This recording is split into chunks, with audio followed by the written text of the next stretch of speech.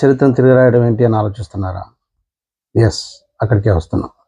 ముందుగా నిఖిల్ ఎవరు ఏంటని తెలుసుకుందాం. నిఖిల్ కన్నడం నుంచి వచ్చినటువంటి సీరియల్ నటుడు.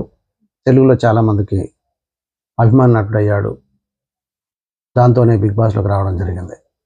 వచ్చేప్పుడు హీరోలా అనిపించాడు. 2-3 రోజులు అలాగే ఉన్నది. లీడర్షిప్ క్వాలిటీస్ చాలా మెండుగా ఉన్నాయనిపించింది. కానీ 4, 5, 6వ రోజే బేబక్క చెప్పేసింది అతను లీడర్ కాదు అన్నది. ఆడియన్స్ కూడా చూస్తున్నారు, మరి ఎవరు లీడరు కాదో. మరి ఇంతకీ చరిత్ర తిరగ రాసిన విషయం ఏంటి అని ఆలోచిస్తున్నారా? ఇప్పటి వరకు తెలుగులో బిగ్ బాస్ 7 సీజన్స్ దిగ్విజయంగా పూర్తి చేసుకున్నది. ఇప్పుడు 8వ సీజన్ రన్ అవుతోంది. 7 సీజన్స్ కూడా మొట్టమొదటి కంటెస్టెంట్ హౌస్లో అడుగుపెట్టింది అమ్మాయి. 8వ సీజన్లో నిఖిల్ అడుగుపెట్టాడు కాబట్టి ఆ చరిత్రను తిరగ రాసిండు అనుకుందాం.